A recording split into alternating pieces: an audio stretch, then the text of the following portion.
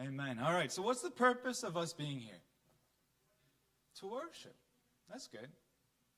Oh, I thought I was here just for the barbecue. I thought some of you guys are in here because you heard that they were decking out the halls. They were making all the preparations, and somebody was promising us samgyeopsal.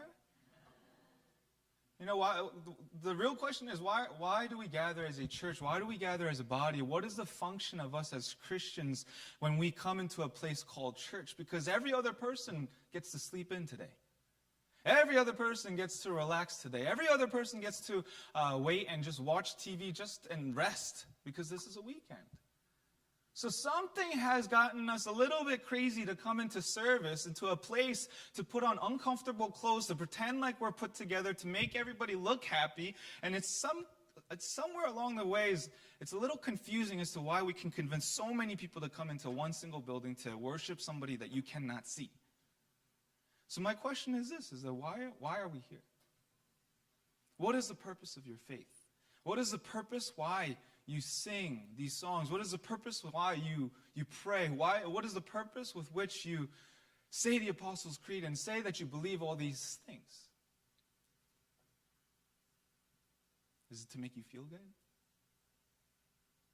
Or is it really like the Bible says, that you have found what it's like to know God, to love God, to obey God, and that you could not imagine your life apart from God? Because if we really found the way, the truth, and the life, if we've really found eternity that is promised to us and the inheritance that is given unto you and me through the blood of Jesus Christ, then our lives should look a little bit different than the lives of the people around us. Amen? Our lives have to look a little bit different than the people around us. Otherwise, you're wasting your time. You're wasting your money. So many people ask me, like, are you investing in 401k? Are you investing in Roth IRAs? Are you investing in these things? Are you investing in the stocks? Are you making sure that your retirement is okay? Are you making sure that you're saving? And to me, I don't know. Because none of that matters if I'm not glorifying God in the choices that I make. If I'm not pursuing God to the fullest extent to which I can worship Him in the moment that I have right now. Because just as Moksaim said just earlier, today is a beautiful day. Today is a wonderful day. Today is a blessed day. Why? Because Jesus has given it to us. And that is not supposed to be taken advantage of. You know, because I work in the hospital, I see so many different people, young and old. In fact, I had one of my coworkers had like somebody in their 40s who was dying of cancer. 40s. He has a 5-year-old kid at home.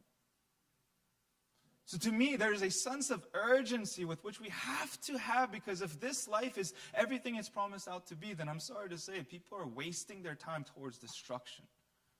People are wasting their times working for their jobs. People are wasting their time working for real estate, working for resources, working toward even building a healthy family, a healthy marriage. All those things mean nothing if you've not found the eternal life. And you see, when we're reading today's passage and it's talking about the maturity of faith, the call to worship, the exaltation that is coming out of this passage for me, and the conviction with which God is putting upon my heart is that we have to wake up as a church. Capital C church. I'm not talking just about you and me. I'm talking about we all as Christians. We have to wake up, because this world is only getting worse. And if we really claim to have the secret to the keys of heaven, if we really claim to have the gift of eternal life, your life has to look different than this. Than whatever your friends are doing, whatever your coworkers are doing, whatever your family is doing. So let's go. Hebrews chapter 5 verse 11, it said, "We have much to say about this, but it is hard to make it clear to you because you no longer try to understand. In fact, though by this time you ought to be teachers, you need someone to teach you the elementary truths of God's word all over again. You need milk, not solid food. Anyone who lives on milk, being still an infant, is not acquainted with the teaching about righteousness. But solid food is for the mature, who by constant use have trained themselves to distinguish good from evil. Therefore, let us move beyond the elementary teachings about Christ and be taken forward to maturity, not laying again the foundation of repentance from acts that lead to death, and of faith in God, instruction about cleansing rites, the laying on of hands, the resurrection of the dead, and eternal judgment. And God permitting, we will do so. The first point I want to make with this first part of the passage is this, is that there has to be something more than repentance to faith. Why? Because if we're talking about faith, the Christian faith, I think a lot of people get it misunderstood that the purpose of the church or the purpose of your faith is just to know God. That's not true. Because what the Bible will actually warn you is that the demons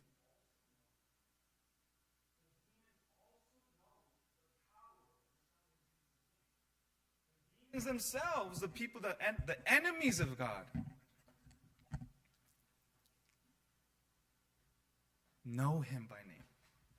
So what difference is it for you and me to know Jesus? But truly, the weight and the value of what we're supposed to have in faith is that Jesus is the foundation. Amen? Jesus is that cornerstone with which we build everything. But could you imagine if you went around the city of New York City and everything was just the foundation? You wouldn't see any skyscrapers. You would see no people working. You would see nothing. It's just bare ground and a bunch of holes in the ground, right? And that's what it's supposed to be, that when you believe in faith, the title of today's passage is actually warning against falling away, that so many people, you're supposed to be at the point in your life where you're now teaching other Christians. But you're still at a place in which you're desiring the spiritual milk and saying, Google Gaga, I just want the good stuff. Because the purpose of your faith was not just to rest upon salvation itself, but actually to experience God, to know God, to really dig into the depths of God's character. That was the purpose of your faith. Not just to have it, but to use it. So akawa, so much potential if you have the power or the keys to a Lamborghini and you're like, it's nice in the driveway. You'll never know how fast it goes. You'll never know how strong that engine is. You'll never know the beautiful sound that it makes when you pass everybody on the highway. So akawa, oh my gosh, that's, if only you knew the power of what you had. And that's what it's warning us. So many of us were just saying, Christianity is all about just knowing Jesus, saying, sorry, Jesus, that I have sinned. Sorry, Jesus, that I am a wretched soul. But that's the foundation. That's the basis. You're supposed to build on that and experience the true beauty of his nature. How? Through obedience of his word. And in the obedience of his word, what you'll actually realize is that there's so much more depth to who he is. As you begin to become more like him, then the things of repentance no longer need to motivate you towards higher mountains of faith. You'll start to experience new graces. You'll start to experience new mercies. And in fact, you'll start to do the very things that the apostles did during that time, even now. But if the purpose of your faith is just to know him, then many people will fall stale, thinking their faith and the summation and the climax of their faith is just to come to church. If the climax, the highest point of your faith is to say, nice to see you. God bless you. You know how easy it is to do that? Somebody sneezes, God bless you. You could do that anywhere. That's the base. Amen? Amen? Ephesians chapter 4, it says this. So Christ himself gave the apostles, the prophets, the evangelists, the pastors, and the teachers to equip his people for works of service so that the body of Christ may be built up until we all reach unity in the faith and in the knowledge of the Son of God and become mature, attaining to the whole measure of the fullness of Christ. And that's the crux of which I'm now speaking, right? That the true nature of the church is supposed to be all of us exercising our gifts, all of us exercising our faiths, all of us using ourselves and our stories to testify of who God is. And so that brings us back to the main theme of today, which is the purpose of your faith is to witness, period. Number one, to witness God, to witness his beauty, witness his glory, witness his grace, witness his mercy, witness who he is. And number 2, to witness to others the marvelous beauty of his grace. Amen? And in fact, Christ himself, it says in Ephesians, Christ himself gave us the tools for us to now mature in faith. And what is the importance of maturity in faith if not to really see the full measure of who Christ is? The full beauty of what church is. Amen. I don't know if we're convinced, but let's go forward.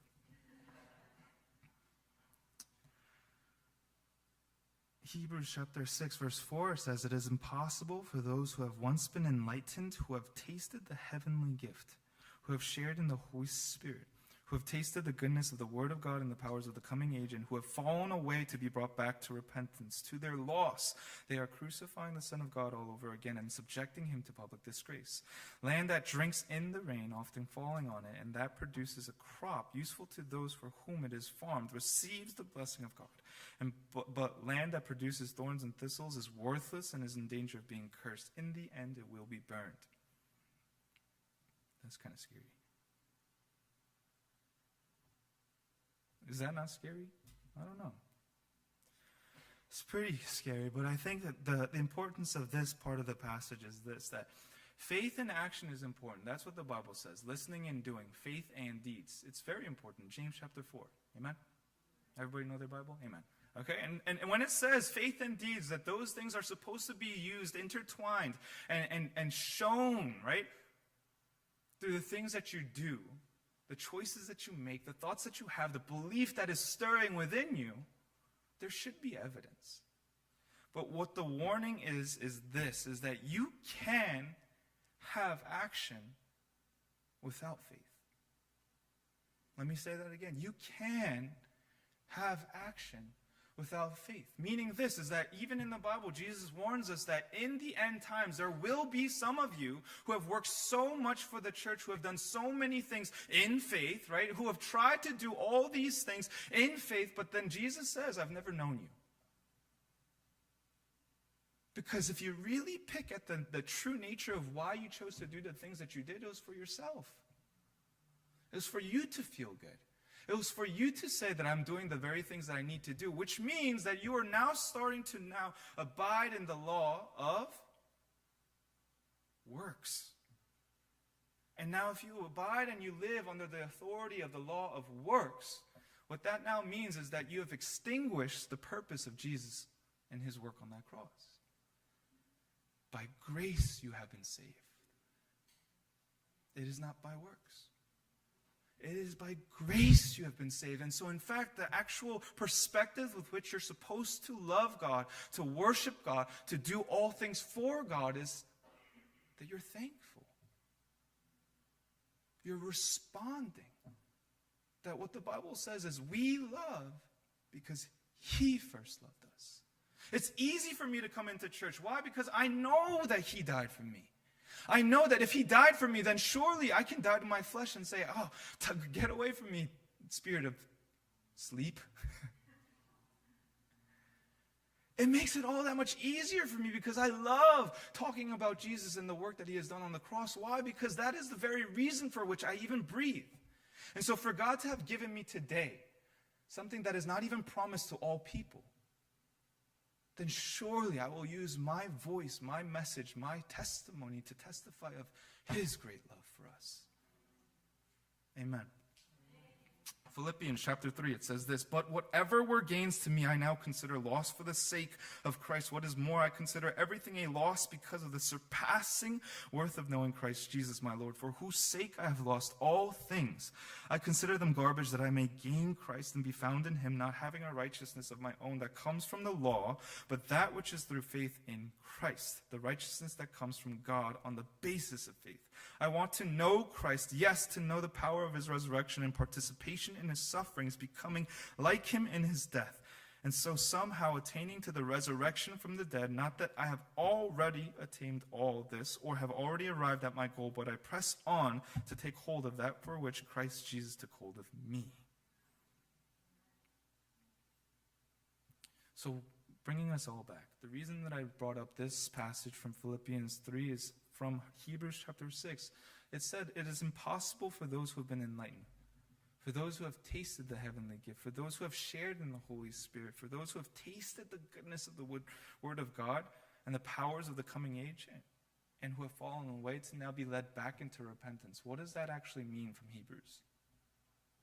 Why would we talk about falling away and experiencing the richness of God and saying you cannot lead them back into repentance?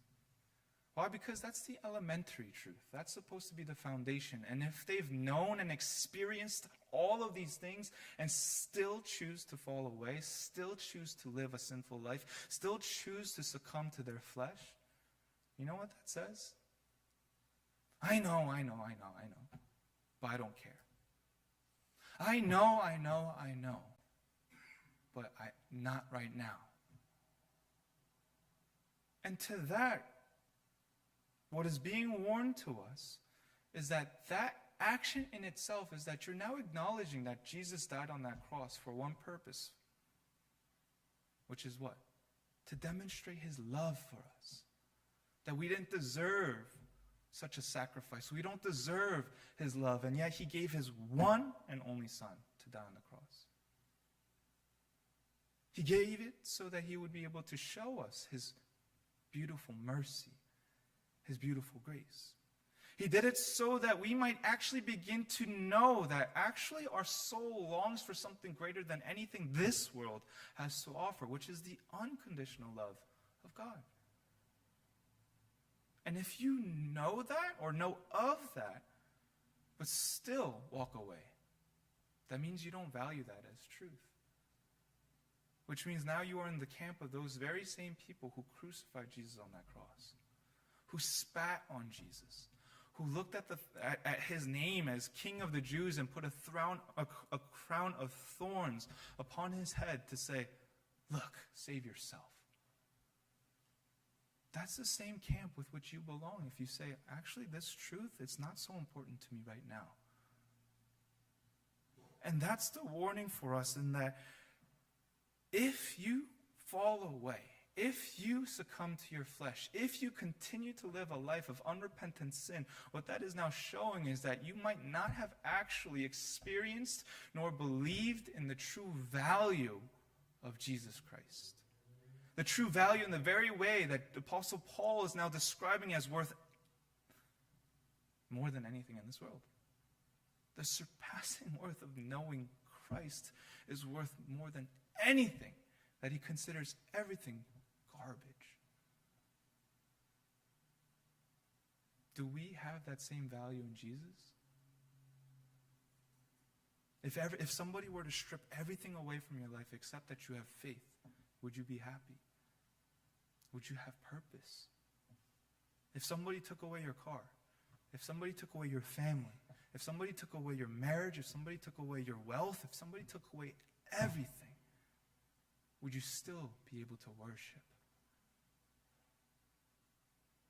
Because if not, I'm sorry to say, but we need to wake up.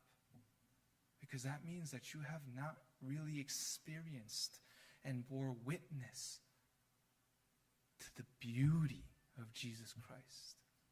Because that means now you think that there are other things more beautiful, more precious, more worthy than the name of Jesus. And the last part of Hebrews chapter 6 says this in verse 9, even though we speak like this, dear friends, we are convinced of better things in your case, the things that have to do with salvation. God is not unjust. He will not forget your work and the love you have shown him as you have helped his people and continue to help them. We want each of you to show the same diligence to the very end, so that what you hope for may be fully realized. We do not want you to become lazy, but to imitate those who through faith and patience inherit what has been promised. So what is the true beauty of Jesus? The beauty of Jesus is to see the character of the God who has said that he loves you. To add depth to the phrase, Jesus loves you. To show you that this is not just a moral code with which we live for, but this is a God, this is a human, this is a man, this is somebody who genuinely loves you so much that he was willing to put some skin in the game and give Jesus, his one and only Son, on that cross. But the next step, or the mature step, even in that, is that when you recognize the beauty of Christ, you don't just recognize for who he is, but you also recognize the things that he did. You recognize the things that he did. Why? Because they actually show you the blueprint with which you're supposed to live your lives in faith. They show you exactly what it looked like for Jesus in the will and the command of God the Father to live upon this earth.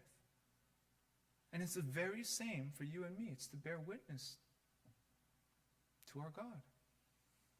Otherwise, if everything was just for everybody to know God, why would Jesus come and die on that cross? If everybody was just to know God, then all he would have to do is he would just have to come upon this earth. He would just have to do a bunch of miracles. He would just have to heal a bunch of people and say, look how awesome I am. That's it. Just to know God. But there is a depth to which we see the life of Jesus. Why? Because it shows us that he stepped down from heaven to open the way for you and I to have a relationship with him. A relationship that will now reveal the real beauty that is found in him. The real treasure that is now found in him. Nothing like it. And truth be told, we're supposed to be in a constant posture of repentance. Why? Because your flesh is of sin. But when we're talking about the Bible, we're also talking about the perseverance of faith. The perseverance with which Jesus pursued. Because yes, he did all these signs, miracles, and wonders. He was able to see the crowds gather in his name. He was able to witness the things of supernatural ways. And yet, he endured the suffering. He endured the pain. He endured the torture and the death. Why? To reveal to you and me and this world, John 3:16, God so loved the world that he gave his Son. God so loved the world that he didn't come to condemn it and judge it and say, you evil people. But he actually came to save it and say, my beloved children, those who have so been lost, you are now welcome home. And the perseverance with which we're supposed to have in our faiths, how do we do this? How do we keep on stirring faith? How do we keep on doing the things of faith in the church and in our worlds? Hebrews chapter 12, verse 1. Therefore, since we are surrounded by such a great cloud of witnesses, let us throw off everything that hinders and the sin that so easily entangles, and let us run with perseverance that the race marked out for us, fixing our eyes on Jesus, the pioneer and perfecter of faith. For the joy set before him, he endured the cross, scorning its shame, and sat down at the right hand of the throne of God. Consider him who endured such opposition from sinners, so that you will not grow weary and lose heart. How are you supposed to endure suffering? How are you supposed to endure the realization that you're just a sinner? How are you supposed to endure and keep having the motivation to seek Jesus? Is to look upon Jesus. And in fact, the way that Jesus showed us perseverance is that, look, for the joy set before him, he endured the cross. Joy and the cross is crazy to put in the same sentence together. Why? Because who would look upon the instrument of death and torture and say, what a joy it is to suffer?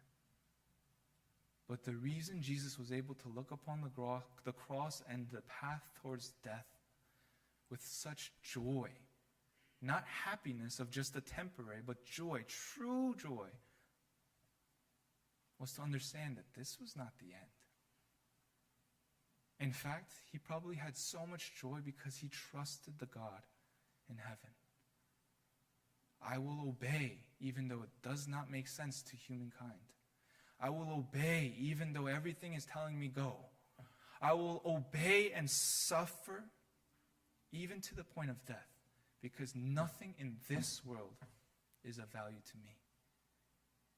But he trusted in God the Father to believe that this was not the end of the story. And just like you and me, when you are watching a movie with somebody, but you already know the end and you can't wait in anticipation, like, oh, don't be sad now, like they're going to be victorious in the end. It's the same way. Jesus endured the cross knowing, hey, watch out, this is not the end. But this is the start of a beautiful journey with which you can now have a relationship with the God in heaven. And so the warning today is this, is that we have to, as the church, wake up. We have to wake up, because you cannot teach the next generation, you cannot teach the youth group, you cannot teach the Sunday school if you yourself are not exercising the very things of this Bible. And if you yourself are not exercising the things of the Bible to the full nature of what God has in store for us when he gives us faith. Truth be told, but we are shorthanding the real beauty that is found in him by saying that the purpose of our faith is just to come to church. My challenge for you guys today is this, is to really take a look upon your faith, take a look upon the ways in which you exercise faith, the way in which you actually love God through the choices you make, through the relationships that you have, the way that you speak to your spouse, the way you speak to your friends, the way you speak to your children, the way you even speak to strangers, and ask yourself this question. How do I become more like Jesus? And how can I worship Jesus even in the way that I present myself in this world? Amen.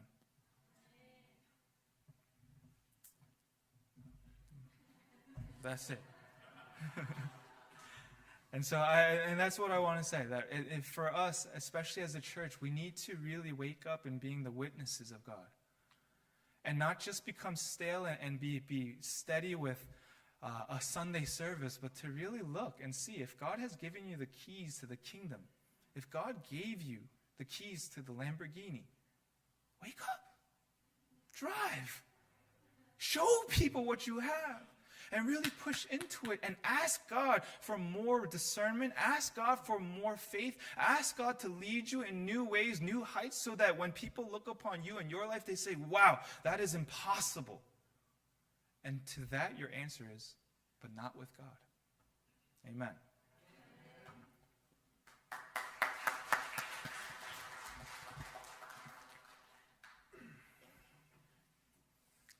네, 설교문이 어디 있지?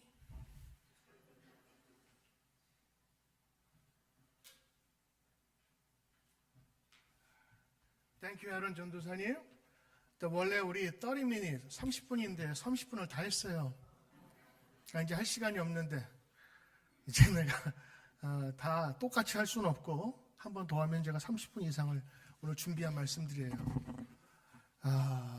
언제 또 끝나나 이런 분이 계실까봐 제가 오늘 딱 메시지 요약만 하고 이제 끝나려고 그래요. 오늘 한국말이 편하신 분들 오늘 목사님 말씀, 전사님 말씀 아주 서머리만 해드립니다. 여러분의 진정한 신앙의 목표는 뭐예요? 사람 만나는 거? 교회에 나가서 좋은 프로그램이 있는 거? 좋은 사람이 되려고? 오케이. 그런데 나는 이렇게 생각해요. 진짜 우리의 믿음의 goal은 하나님을 증거하는 거예요. 우리가 증인되는 거예요. 위트니스 되는 거예요. 하나님 살아계시다는 것을 증언하는 거예요. 우리의 목표는요, 영원한 것을 사모하고 인내하는 것, 단순히 구원받는 것뿐만 아니라 믿음을 위해 풍성히 사는 것이 되어야 하는 것입니다. 하나님은 우리를 초대해 주셨어요. 예배하고 축복받도록. 그 초대에 우리는 예스하고 응답받아서 다시 앉은 것이 저와 여러분입니다. 그러므로 우리가 풍성한 삶, 예수님의 초청에 아멘하며 나가는 것이고 증인되는 것입니다. 그러기 위해서 세 가지가 필요한데, 첫째, growth, the building upon the foundation of faith. 그 믿음에 근거해서 거기에서 우리의 믿음을 build up, 세워가는 거. 1층, 2층, 3층, 또 하나 growth, 점차 자라는 거예요. 근데 저 어렸을 때, 저 초등학교 때 선생님들하고 한국에 있는 고아원에 갔는데 그 고아원은 스페셜한 고아원이었어요. 그냥 엄마 없는 아이들이 아니라 애들이 엄마 아빠한테 버림받는 애들이에요. 엄마 아빠는 살아있어요. 왜? 아이들이 다 커야 되잖아요. 근데 머리만 크는 거예요. 걔네는 평생 일어날 수가 없어요. 몸은 안 크고 머리만 크는 거야. 누워서 이러고 있는데 보았는데 못 보겠어. 너무 이상해. 처음 보니까. 제가 그때 경험을 통해서 애들이 이렇게 자라는 거는 정말 기적이구나. 다 이렇게 골고루 자라는 것이 기적이구나. 그리고 오늘 말씀 제가 생각해 봤어요. 하나님은 우리가 다 크길 바라는 거예요. 머리도 커지고 손도 커지고 팔도 커지고 몸도 다리도 다 온전하게 자라는 거예요. 어떤 아이들은 다 크는데 대장, 소장이 안 자라. 기능이 없어. 그래서 잘라버리고 여기에다가 대변을 같이 넣게 하는 그런 애들도 있어요. 왜? 속에 안 자라니까. 오늘 전도사님 말씀이 그거예요. 우리 이제 예수님 아는 것으로 끝나면 안 돼. 예수님 아는 것으로 믿음의 목표가 되면 안 되고, 예수님 알고 예수님이 하신 것처럼 우리가 이제 점점 자라가야 돼. 할렐루야. 그래서 우리가 점점 자라고 성장해야 되는 거예요. 예수님 하신 그것까지 자라는. 어린아이들은 젖을 먹어요. 근데 이제 어른이 되면 젖을 안 먹고 단단한 음식을 먹는 것처럼 이제 우리도 그렇게 자라나야 된다는 거예요. 성경 볼 때 젖 먹는 믿음은 이런 거죠. 보고 여호와는 나의 목자이시니 내게 부족함이 없도다. 하나님 감사합니다. 부족함이 없습니다. 내가 너를 지키리라. 하나님 나를 지켜주세요. 무엇 해주세요. 김미. 근데 크면 어떻게 돼요? 이제 내가 줄 수 있는 거예요. 예수님이 하늘에 계시지만 이 땅에 오셔서 우리에게 모든 것을 다 내주시고 하나님 말씀에 순종하며 십자가까지 가셨잖아요. 그게 단단한 음식을 먹을 수 있는 데까지 가는 거예요. 사도 바울은 그래서 이 모든 지식들, 그래 이것도 귀중하지만 더 고상한 지식이 있는데 이게 지저스를, 예수님을 아는 것이다. 할렐루야.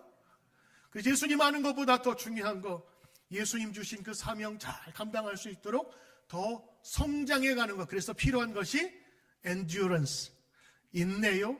우리가 참고 오래 참는 거예요. 근데 내가 참으면 할 수 없어. 그런데 하나님이 주시는 것을 은혜로 하면 내가 살아가면서 충분히 이길 수 있다고 하는 거예요. 사랑하는 성도 여러분, 오늘 하나님의 말씀 속에서 더욱더 자라가시는 여러분 되시길 바라고, 우리 청년부들도 믿음 안에서 더욱더 자라가시는 여러분 되시길 주의 이름으로 축원합니다. 예수님 아는 거는 우리들도 알지만 귀신들도 알아요. 귀신들도 귀신같이 한다고. 예수님 본 귀신들은요, 나에게 오지 마세요. 나에게 오지 마세요. 나에게 도망가라고 하지 마세요. 그럴 정도로 귀신들도 예수님 잘 알았어요. 근데 아는 것으로 끝나면 안 되고요. 그 예수님과 함께 예수님의 사명이 내 사명이 되도록 성장하는 믿음이 큰 믿음이 된다고 하는 것입니다.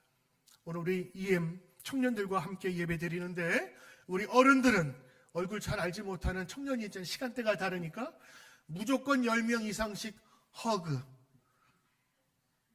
그 다음에 우리 청년부들도, 우리 어르신들, 어른들, every Sunday they prepare the Sunday food, 비빔밥, 불고기, 삼겹살. 여러분을 위해서 every Sunday 밥을 해줘요. 우리 어른들 고마워요. 얘네들이 먹으면서 늘 고마워해요. 감사하고. 그리고 얘들은 우리 어른들의 사랑을 많이 받고 지금 자라고 미션 가고 우리 앞으로 미래를 준비할 줄로 믿습니다. 우리 어른들도 함께 자라나는 귀한 교회, 우리 성도 되시기를 주의 이름으로 축복합니다. 기도하겠습니다. 하나님 고맙습니다. 오늘 전도사님의 말씀을 들으면서 우리 자신을 되돌아봅니다. 하나님, 내가 얼만큼 믿음 안에 자랐는가를 보게 하시고 앞으로도 더 많이 자라나게 하여 주시옵소서. 주님의 믿음을 가지고 인내하며 주의 영광스러운 주의 백성으로 살게 하옵소서. 예수님 이름으로 기도드립니다. 아멘.